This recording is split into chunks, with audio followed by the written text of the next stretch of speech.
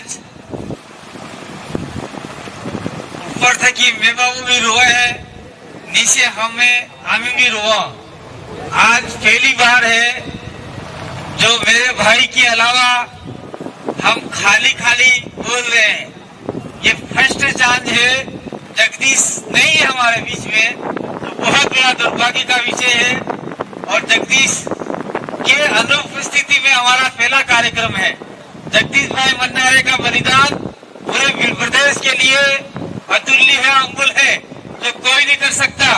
उनका अधूरा सपना था, वो सपना हम सबको मिलके पूरा करना है।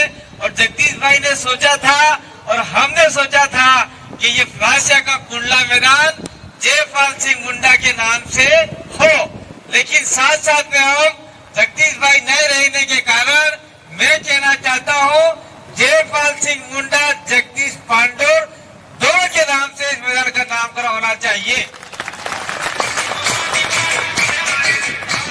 और वहाँ एंट्री मारते ही एक साइड में जयपाल सिंह मुंडा का आपका मूर्ति होना चाहिए, एक साइड में हमारे जगदीश भाई का मूर्ति होना चाहिए, ताकि हमको आभास हो कि हमारे भाई भी इस इलाके में हमारे आदिवासियों के लिए बोलने वाले थे। ये आप सभी की बदौलत होगा, आप सभी को मिलकर करना है, घर घर अभियान चलाना है। कोई भी कहे तो जगदीश भाई के अलावा हम लोग नहीं मानते हैं, यहाँ जगदीश का नाम होना चाहिए। आपने इस इलाके में रास्तों पर जगदीश भाई के बोर्ड गाड़े हैं, लेकिन आने वाले समय में जहाँ जहाँ जगदीश भाई के बोर्ड आपने स्थापित किए हैं, वहाँ जगदीश भाई का छोटा सा मूर्ति भी हमको लगाना होगा। ये प्रतिभावान सम्मान समारोह का बहुत बढ़िया उदाहरण पेश हो सकता है, क्योंकि जितने भी लड़के यहाँ से सम्मान समारोह लेके जा रहे हैं, प्रतिभा सम्मान समारोह लेके जा रहे हैं, हम तो चाहते हैं कि आप लोग आगे बढ़ो, आप लोग पटवारी बनो, टीचर बनो, तहसीलदार बनो, कलेक्टर बनो, पुलिस बनो, एसपी बनो, आगे बढ़ो, हमारे समाज का नाम रोशन करो। लेकिन इस इलाके में आपके लिए सोचने वाले एक ही भाई थे, जगदीश भाई, जो हमारे बीच डूंगरपुर में आया करते थे। साथ में बहुत सारे साथी है, हम सबका नाम नहीं लेना चाहते, लेकिन जगदीश भाई हमारे बीच में नहीं है, इसलिए उनका नाम ले रहे। तो उन्होंने सोचा था कि जाड़ौल फ्लाश या कोटड़ा में जितने भी आदिवासी परिवार के लोग रहते हैं वो बहुत गरीब है, उनको कैसे आगे बढ़ाया जाए। आपने देखा होगा जिस दिन हम लोग दिल्ली से आ रहे थे और जयपुर के थोड़ा सा आगे 30 किलोमीटर निकलने के बाद में हमारा गाड़ी का एक्सीडेंट हो गया और हम लोगों को जगदीश भाई तत्काल उठे। गाड़ी से एक्सीडेंट होने के बाद में उन्होंने उनके पिताजी के ऊपर या शायद किसी उनके भाई के ऊपर फोन किया कि आप प्रधान साहब को फोन करो। अब कौन से प्रधान साहब को, वो तो हमको नहीं पता, लेकिन उन्होंने फोन किया और प्रधान साहब के ऊपर नहीं तो हमारे वहां डूंगरपुर फोन आ गया, एक्सीडेंट हो गया है। तो फिर राजकुमार जी को फोन किया, राजकुमार जी वही थे और जगदीश भाई एकदम सही आदमी थे, एकदम खड़े हो गए थे। उन्होंने उनके पिताजी से भी बात की, सबसे बात किया था। और मोहन भाई थे हमारे, उनके यहाँ चोट लगी थी, उनके तो 2-3 बोतल खून निकल गए थे। मणिलाल ग्रासिया की हड्डियां टूट गई थी और कांति भाई भी आपके सामने खड़ा हो, मैं तो बेहोश हो गया था, मर गया था, कान से, मुंह से, नाक से खून निकल गए थे। मतलब ये सोचने वाले समझ रहे थे ये तो मर गया, जगदीश जिंदा है। तो गाड़ी 108 आई जगदीश को, तो मैं इसलिए आपको थोड़ा सा बताना चाहूंगा क्योंकि आपके सामने खुल के किसी ने नहीं बताया है प्रतिभा समारोह में। मैं फिर वो 108 आई तो ये कांति भाई को पकड़ लो, ये तो आदमी मर गया है। फिर मोहन भाई का खून निकल रहा था, मणिलाल ग्रासिया थोड़ा लगा हुआ था, वो साइड में रख दिया। जगदीश को कहा ये ठीक है, इसको नहीं ले जाना है।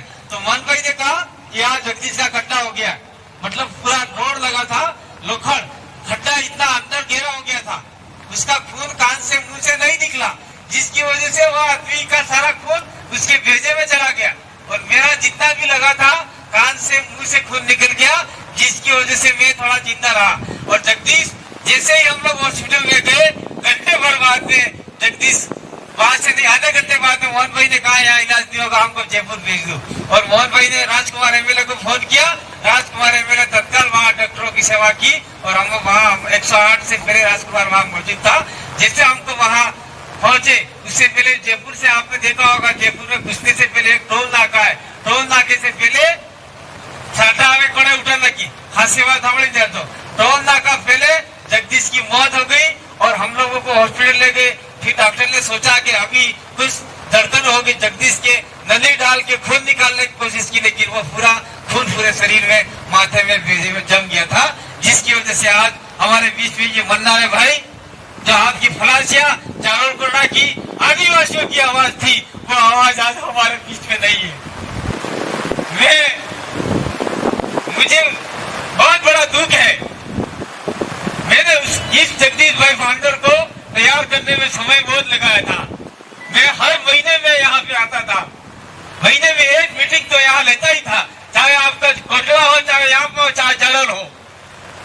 आज जगदीश भाई के सपनों को अगर आप पूरा करना चाहते हो तो जगदीश भाई के जो भी सपने थे और जो भी आप लोग जिस आदमी को जाजम से तैयार करोगे, मेरे सर्टिफाइड सम्मान समारोह में नहीं कहना चाहता हूँ, लेकिन आज खुल के बोल के जाना चाहता हूँ, जारोल कोटा फलासिया आपके 3 ब्लॉक है, 3 ब्लॉक में से आप तय करो और अच्छा सा आदमी जयपुर भेजो, ताकि आपके आदिवासियों की आवाज बड़े दबंगता से रख पाए और आपके यहाँ पे जितनी भी यहाँ पे जो भी काम हो रहा है वो काम आराम से कर पाए।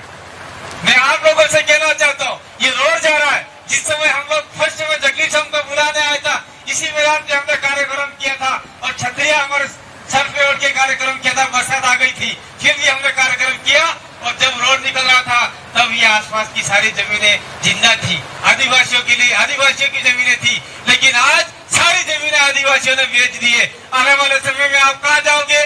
हमारा डूंगरपुर देख लो, सारी जमीनें बेच दी, रोड के आसपास सारी जमीनें देख लो, उदयपुर का रोड देख लो, सारी जमीनें बेच दी। कौन बचाएगा आपको? जिस दिन जगदीश मर गया था उस दिन अखबार में आया था, आदिवासियों की आवाज हमेशा के लिए समाप्त होगी फलासिया की, ऐसा अखबार में आया था बड़ा बड़ा।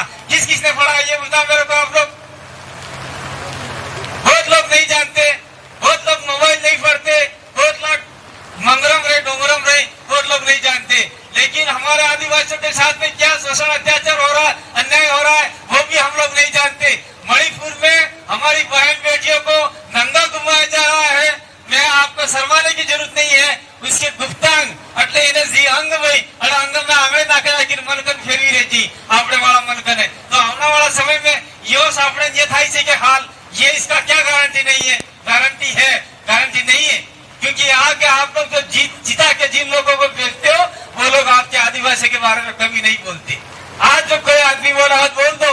अभी बीच में रघुवीर मीणा कुछ बोलने गया, मानगढ़ के ऊपर सारे आदिवासी को इकट्ठा करके अशोक गहलोत ने ओबीसी को आरक्षण दिया कि ओबीसी को इतना आरक्षण देना चाहिए, तो रघुवीर मीणा ने कहा अरे आदिवासियों को इकट्ठा करके ओबीसी को के बारे में क्यों आरक्षण दिया? तो अशोक गहलोत ने कहा चुपचाप बैठ जा, तेरा जिला बना के दे दिया, वहां जाके चुनाव लड़ो और जीत।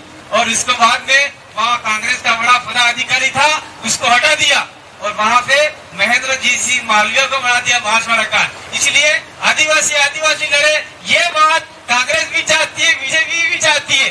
मैं पार्टी की बात नहीं करूंगा सम्मान समारोह में, लेकिन ये हमको सोचना होगा, नहीं तो आने वाला समय हमारा बहुत खराब आने वाला है। इसलिए मेरे भाइयों और बहनों, जगदीश भाई फाउंडर के जो अधूरे सपने थे उस सपने को आप लोगों को पूरा करना है और 2023 में अच्छा आदमी भेजना है, ताकि हमारे जितने भी अच्छे लड़के पढ़े हर ब्लॉक में, चाहे कुटला में, चाहे फलासिया में, चाहे झारल में है, ऐसे सम्मेलन हम लोग अधिक जम कर पाए और हमारे समाज के बच्चे को आगे तक पहुंच पाए, यही हमारा सपना है। इस बात को लेकर हम लोग आज पर आए हुए हैं।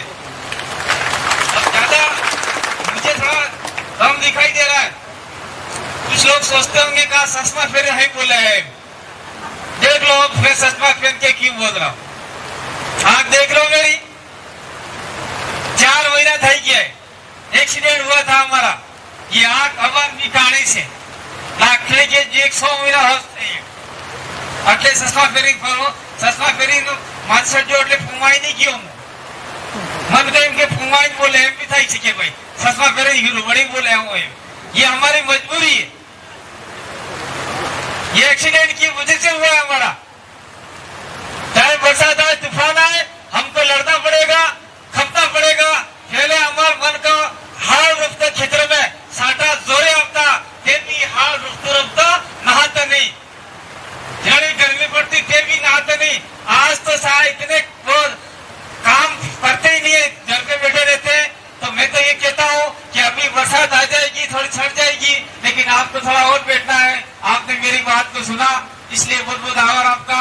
और मैं पूरा आपको जितने भी प्रतिभावान सम्मान समारोह के जो भी सदस्य हैं, जितने भी बच्चे बच्ची बालिकाएं हैं, उनको मैं शुभकामना देना चाहता हूं। आने वाले समय में हम और आपसे बोलेंगे, आपसे मुलाकात करेंगे और निश्चित रूप से आप आगे बढ़ो। और उदयपुर के अंदर किसी हॉस्टल में जाना हो, रहना हो, अगर दिक्कत आए तो यहाँ के कर्मचारियों से मिलिए और टेप के जितने भी कर्मचारी आपका सहयोग करेंगे। और नहीं टेप से कर्मचारियों से थोड़ा सा अनबन होता है तो उनसे ऊपर थोड़ा सा ऊपर नहीं है, लेकिन किसी कर्मचारी ऊपर के कर्मचारियों को उंगली करनी है तो हमारे तक पहुंचिए, उनके अधिकारियों तक उंगली करने का हमारे पास पावर है, हम उनको उंगली कर सकते हैं। इसलिए आप लोग बहुत बढ़िए, आगे बढ़िए, अपने परिवार का नाम रोशन कीजिए।